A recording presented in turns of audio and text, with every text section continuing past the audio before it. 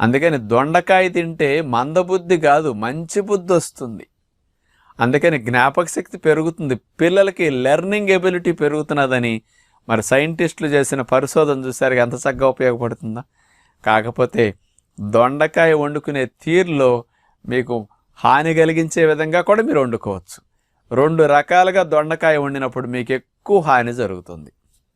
ప్రధానంగా మొట్టమొదటిది, దొండకాయ ముక్కలు కూడానండి చక్క చీలికల వలె కట్ చేసేసి రింగులుగా దీన్ని నూనెలో వేసి దేవుతుంటారండి. డైరెక్ట్గా వేసేస్తారు, ఏదో బజ్జీ బోండా పునుకేసినట్టు నూనెలో వేసి డీప్ ఫ్రై చేస్తారు. అది డ్యామేజ్ చేస్తుంది బ్రెయిన్ని. ఎందుకంటే మనకు డల్గా ఉండేటట్టు, ఎందుకంటే అవన్నీ ఫ్రీ రాడికల్ ఫార్మేషన్ జరిగిపోతాయి నూనెలో మరిగినప్పుడు. అందుకని దొండకాయ వేపుడు అట్లా చేయకండి.